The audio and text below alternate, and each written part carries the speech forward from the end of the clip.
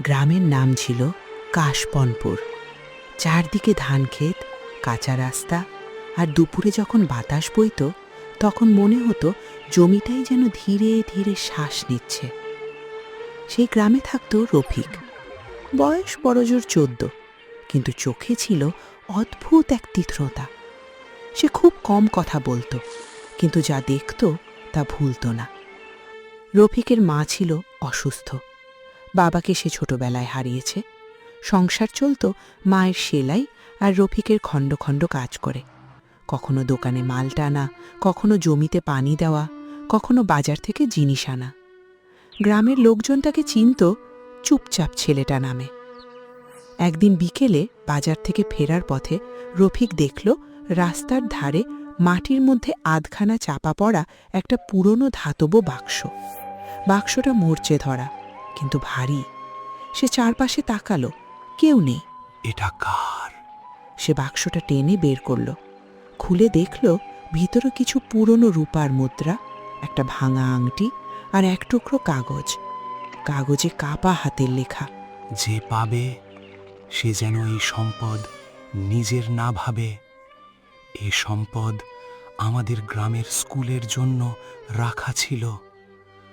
আজ আমার জীবন শেষের পথে।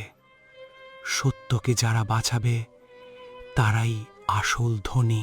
রফিকের বুক ধক করে উঠল। সে বাক্সটা বন্ধ করল। এক মুহূর্তের জন্য তার চোখে অন্য এক ছবি ভেসে উঠল। মায়ের ওষুধ, বাড়ির ভাঙা ছাউনি, স্কুলের ফি, নতুন জামা আর পেটে ভাত। এত টাকা পেলে শুধু একটুখানি নিলে কি ক্ষতি? কি পেয়েছিস? রফিক চমকে ঘুরে দেখল তার বন্ধু জাহিদ। বয়সে সমান, কিন্তু স্বভাবে আলাদা। জাহিদ সব সময় দ্রুত লাভের কথা ভাবত। ওরে বাবা, এটা তো খাঁটি ধন। কেউ দেখেনি তো? দেখিনি, কিন্তু এটা গ্রামের স্কুলের জন্য রাখা ছিল। স্কুলের জন্য? আরে স্কুল তো অনেক কিছু পায়। তুই গরিব ছেলের মতো কথা বলছিস। এটা ভাগ হয়ে গেলে কারোর ক্ষতি কি? ক্ষতি হবে, কারণ এটা চুরি। চুরি? মাটিতে পতা জিনিস পেলে চুরি হয় না। লেখা আছে এটা অপরাধ। তুই সোজা মানুষের মতো ভাবিস। দুনিয়ায় সোজা লোকেরাই সব সময় হারে। হারে না, শুধু দেরিতে যেতে। যা পারিস কর। আমি হলে রাতের মধ্যে এটার অর্ধেক বিক্রি করে দিতাম। জাহিদ চলে গেল। রফিক একা দাঁড়িয়ে রইল। বাতাসে ধানের গন্ধ, হাতে ধরা বাক্স, মাথায় যুদ্ধ। সে শেষ পর্যন্ত বাড়ি ফিরল। মা উঠোনে বসে শুকনো কাপড় ভাঁজ করছিলেন। মা, আমি একটা জিনিস পেয়েছি। কি জিনিস? রথিক খুলে দেখালো। মা মুদ্রাগুলো দেখে অবাক হলেন না। তিনি কাগজটা পড়লেন, তারপর অনেকক্ষণ চুপ করে রইলেন। আমরা যদি অল্প কিছু রাখি। তুমি জানো, এই বাড়িতে কতবার আমার মনে হয়েছে একটু বেশি টাকা থাকলে তোমাকে আর কষ্ট করতে হতো না। কিন্তু কষ্ট কমানোর জন্য যদি নিজের চরিত্র বিক্রি করতে হয়, তাহলে সেই টাকা বিষের মতো। পয়সা থাকবে, মর্যাদা থাকবে না। রফিক চুপ করে রইল। তোমার বাবা একবার বলেছিলেন, সততা গরিবের শেষ সম্বল না, সবচেয়ে বড় সম্পদ। আমি তখন পুরো কথাটা বুঝিনি, আজ বুঝি। রফিকের চোখ ভিজে উঠল।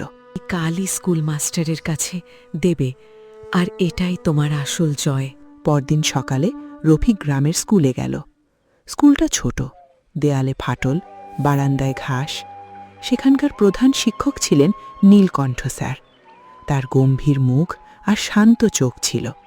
তিনি সব ছাত্রকে একই কথা বলতেন, মানুষকে বই বড় করে না, সত্য বড় করে। স্যার, এটা আমি রাস্তার ধারে পেয়েছি। ভেতরে একটা চিঠি আছে। নীলকণ্ঠ স্যার চিঠিটা পড়লেন। তার চোখ ধীরে ধীরে নরম হল। তিনি বাক্সের জিনিসপত্র বের করে দেখলেন, তারপর দীর্ঘশ্বাস ফেললেন। এই হাতের লেখা আমার বাবার।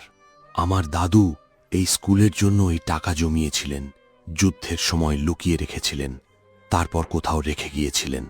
আমরা ভেবেছিলাম এটা চিরতরে হারিয়ে গেছে। তাহলে এটা সত্যি স্কুলের ছিল?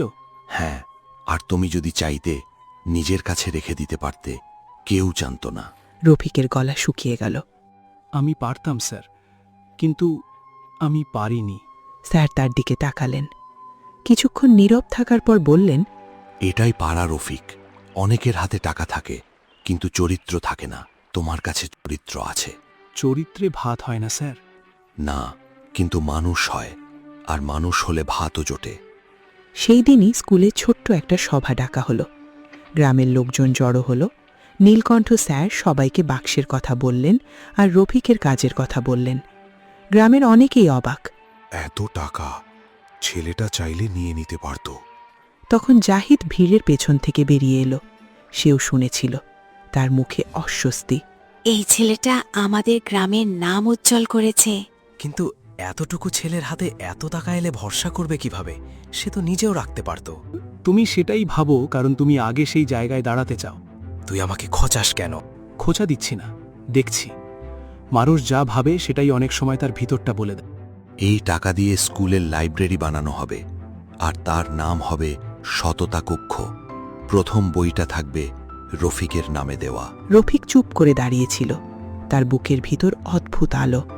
সে কোনো টাকা পায়নি, কিন্তু এমন কিছু পেয়েছে যা চুরি করা যায় না। সন্ধ্যায় বাড়ি ফেরার পথে জাহিদ তার পাশে এসে দাঁড়ালো। কিছুক্ষণ হাঁটার পর সে বলল, তুই কি আমাকে ছোট মনে করিস?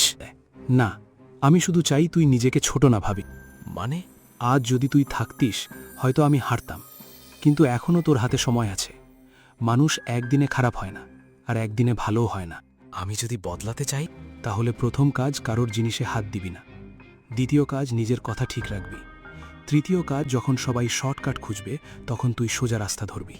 কঠিন লাগছে। শুরুতে সব সত্যই কঠিন লাগে। সেদিন রাতে রফিক ঘরের সামনে বসেছিল। মা পাশে এসে বসলেন। আকাশে নরম চাঁদ, দূরে কুকুরের ডাক। তুমি আজ শুধু একটা বাক্স ফেরাওনি, আর কি করেছি? তুমি আমাকে বিশ্বাস ফিরিয়ে দিয়েছ। তুমি প্রমাণ করেছ অভাব মানুষকে ছোট করে না, মিথ্যে ছোট করে। রফিক কিচ্ছু বলল না, কাঁধে মাথা রাখল। নির্জন রাতে গ্রামের বাতাস বয়ে গেল। রফিক প্রতিদিন স্কুল শেষে সেখানে যেত। কখনো মেঝে পরিষ্কার করত, কখনো বই গুছিয়ে রাখত। একদিন বিকেলে নীলকণ্ঠ স্যার তাকে ডাকলেন। রফিক, এই রেজিস্টারটা দেখো। এটা কি স্যার? যারা বই দান করবে তাদের নাম এখানে লেখা হবে। রফিক পাতাগুলো উল্টাতে উল্টাতে হঠাৎ থেমে গেল। শেষ পাতার ভাঁজে একটা হলদে কাগজ আটকে ছিল। এটা কি স্যার? নীলকণ্ঠ স্যার কাগজটা খুললেন। পড়তে পড়তে তার মুখ বদলে গেল। অদ্ভুত! কি হয়েছে? স্যার কাগজটা তার হাতে দিলেন। কাগজে লেখা ছিল, যদি প্রথম আমানত একদিন খুঁজে পাও, তবে জেনে রেখো আরও একটি আমানত আছে। সেটি সম্পদের নয়, সত্যের পরীক্ষা। নিচে একই স্বাক্ষর। রফিকের বুক ধক করে উঠল। স্যার, এর মানে কি? আমি জানি না, তবে আমার দাদু কখনো অকারণে কিছু লিখতেন না। রাতে রফিক ঘুমাতে পারল না। বারবার কাগজটার কথা মনে পড়ছিল। সত্যের পরীক্ষা? এটা কি পরীক্ষা? পরদিন সকালে স্কুলে পৌঁছে সে দেখল অদ্ভুত একটা ঘটনা ঘটেছে। লাইব্রেরির সামনে ভিড়। একজন লোক চিৎকার করছে। লোকটির নাম মহাদেব সাহা, গ্রামের ধনী ব্যবসায়ী। তিনি রেগে আগুন। 50,000 টাকা ছিল ব্যাগে। গতকাল এখানে এসেছিলাম, আজ ব্যাগ খালি। চারপাশে ফিসফাস শুরু হলো। কে নিল, কখন হারালো এত টাকা? যতক্ষণ না চোর ধরা পড়ছে আমি কাউকে ছাড়ব না। ঠিক তখন গ্রামের একজন বলল, গত সন্ধ্যায় জাহিদকে এখানে ঘুরতে দেখেছি। কথাটা ছড়িয়ে পড়তে 1 মিনিটও লাগল না। জাহিদ? ওর আগেও খারাপ নাম ছিল। ওই করেছে। কিছুক্ষণের মধ্যেই জাহিদকে ডেকে আনা হলো। তার মুখ ফ্যাকাশে। মহাদেব সাহা গর্জে উঠলেন। টাকা কোথায়? জাহিদ হতভম্ব। আমি নিইনি। মিথ্যে বলছো? আমি সত্যি বলছি। প্রমাণ? জাহিদ চুপ, কারণ তার কাছে কোনো প্রমাণ নেই। ভিড় ধীরে ধীরে তার বিরুদ্ধে যেতে লাগল। রফিক সব দেখছিল। হঠাৎ সে এগিয়ে এলো। একটু দাঁড়ান। মহাদেব সাহা বিরক্ত হয়ে বললেন, তুমি আবার কি বলবে? রফিক শান্ত গলায় বলল, প্রমাণ ছাড়া কাউকে চোর বলা ঠিক না। সন্দেহ আর সত্য এক জিনিস নয়। জাহিদ বিস্ময়ে তার দিকে তাকালো। এই সেই রফিক যার সঙ্গে একদিন তার তর্ক হয়েছিল। আজ সে তার পক্ষ নিচ্ছে। মহাদেব সাহা বললেন, তাহলে তুমি বলো, টাকা কোথায় গেল? ব্যাগটা কোথায় ছিল? লাইব্রেরির ঘরে। কে কি ঢুকেছিল? অনেকেই। তাহলে শুধু একজনকে কেন ধরছেন? ভিড় নীরব হয়ে গেল। নীলকণ্ঠ স্যার বললেন, রফিক ঠিক কথা বলছে, আগে খোঁজ নেওয়া দরকার। সন্ধ্যা পর্যন্ত খোঁজ চলল, কিন্তু টাকা পাওয়া গেল না। গ্রামের লোকজনের সন্দেহ আরও বাড়ল। জাহিদের চোখে জল এসে গেল। সে রফিককে বলল, আমি সত্যিই নিইনি। আমি জানি, কিভাবে? কারণ মানুষ বদলাতে পারে। আমি সেটা দেখেছি। জাহিদ মাথা নিচু করল। প্রথমবার সে নিজের জীবনে কারো বিশ্বাস পেল। রাত গভীর হল, সকলেই বাড়ি ফিরল, কিন্তু রফিকের মনে অস্বস্তি। কিছু একটা মিলছে না। সে আবার লাইব্রেরিতে গেল। চাঁদের আলো জানালা দিয়ে ঢুকছে, চারপাশ নিস্তব্ধ। হঠাৎ তার চোখ পড়ল একটা টেবিলের নিচে।